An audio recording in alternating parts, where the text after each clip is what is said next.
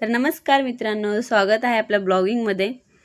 तर मी 5-6 दिवस झाले की बाबा अननसाचं म्हणजे जे आहे रोप वगैरे काय म्हणतात ते मला पण माहीत नाही. जे अननस खाल्ल्यानंतर जे वरचं जे देठ असतं ना, ते जे मी 5 ते 6 दिवस झाले असतील मी लावून आले. पण खरं सांगायचं म्हणलं तर मला माहीत नाही. फक्त मोबाईलमध्ये बघितले बाबा त्याच्यावरचं जे असतं ना ते लावून टाकायचं. तर मी आता लावलेलं आहे ते मी तुम्हाला मोहऱ्या दाखवते. चला मग. तर आलेलं आहे मी तिथेच आले आणि बघू शकता तुम्ही तिथे. म्हणजे मला वाटतं ते अजूनही हिरवगार आहे.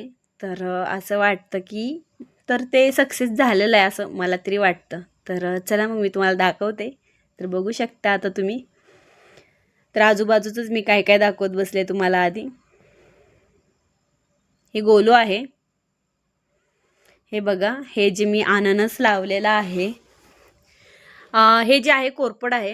ह्याला काही मी अननस नाही म्हणत, ही आहे अननस. तर बघू शकता हे अजूनही हिरवगार आहे आणि जसं होतं तसंच आहे. जराही त्यात बदल नाही झालेला. असं मला वाटतं की ते चिटकलं आहे. का तर मी हे लावल्यानंतर 2-3 दिवसात म्हणजे 2-3 दिवसांनी पाऊस आला होता. मी भरपूर माती वगैरे ओतली होती. पण वरून ज्यावेळेस आम्ही मोटर वगैरे चालू करतो त्यावेळेस वरून जे खाली येणारं पाणी असतं त्याच्यातून ते माती वाहून गेलेले वरची जी असते ते. तर हे बघा हात आहे जे की आत्ता खांजवण्यासाठी असतो. तर बघू शकता आमच्या इथले नारळाची बाग वगैरे. आणि ही जे लिंबाची झाडं आहेत म्हणजे ह्याला नवीनच 2च आल्यात, फक्त 2च आहेत. आणि हे स्टार्टिंगला फक्त 2च आलेत याला. आणि हे मोठं आहे, हे लहान आहे रोपटं. रोप नाही झाडच म्हणतात असं मला तरी वाटतं. आणि बाकीची सीताफळाची झाडं वगैरे आहेत आणि नारळाची झाडं भरपूर आहेत आणि खाली तर आंब्याची बागच आहेत. तर हे छोटे छोटे नारळ काय माहीत कशामुळे पडतात. तरी ह्याला वर्षातून 2 वेळेस आळी वगैरे करावं लागतात का तर त्याच्यामध्ये मीठ टाकण्यासाठी, पाणी वेळोवेळी पोचण्यासाठी. तर हे बघा, हे दुसरं झाड आहे लिंबाचं.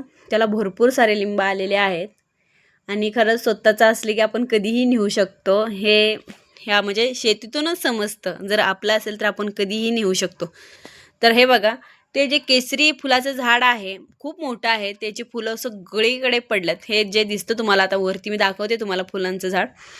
खूप सारी फुलं पडतात आणि ते किती जरी झाडून मारलं ना तरीसुद्धा ते फुलं अजिबात हटत नाहीत. कारण जेवढं झाडेल तेवढं वरून अजून जास्त पडेल. आता हे कशाचं झाड आहे मला पण नाही माहीत. आणि कमेंट बॉक्समध्ये नक्की सांगा का तर आम्ही ह्या झाडाची दररोज पूजा करतात घरचे त्याच्यामुळं. आणि म्हणजे मी तुम्हाला वरपर्यंत दाखवते म्हणजे तुम्हाला समजेल की हे झाड कशाचं आहे. पानं वगैरे दाखवते. आता आज चांगला पाऊस पडला आहे आणि खरं सांगायचं होतं तर खूप काही हिरवंगार असं दिसतं सगळीकडे. तर बघू शकता इथे एक लिंबू पडलं होतं म्हणून आलते घ्यायला.